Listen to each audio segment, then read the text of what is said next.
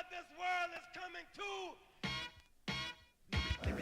A small group of us who happened to be in the leadership or part of the leadership of SDS decided that we had to find a way to effectively resist the murderous assault on Vietnam and on the Black movement. And we had to find a way to survive what we saw as an impending American fascism.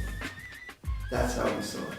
We saw fascism growing, the assassination of Fred being the clearest thing. You know, we knew something. You will find this familiar. Fred Hampton is assassinated, right? And the news reports for the next week are that the Panthers, they were just being served a summons, and the Panthers started shooting. And it takes 3 or 4 years for a legal decision to come and for an investigation to happen independently that awards Mrs. Hampton, $1.5 million, because they clearly went in and said they drugged him, then they went in and assassinated him. So they claimed it was a shootout. It wasn't a shootout, it was an assassination.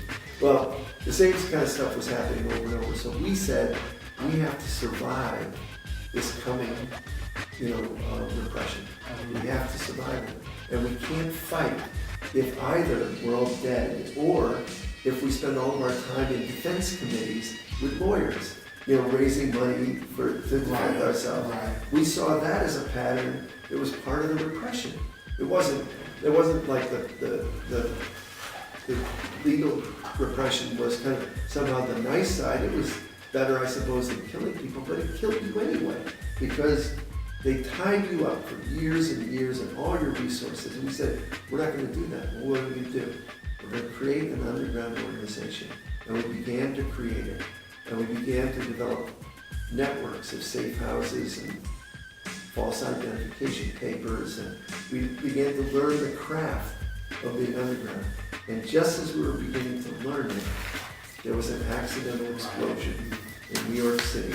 My girlfriend at the time was killed, my best friend was killed, Ted Gold, Diana Allen, and Terry Robbins were killed. And then we all went underground spontaneously. We didn't plan to do it that way. Our plan was to do it much more subtly, but we couldn't do it subtly because it happened that, and so we were all indicted.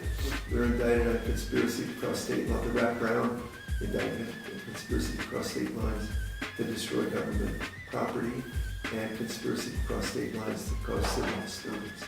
And we were all indicted. And we said, well, we're not going to show up. And at that point, we were done with the weather.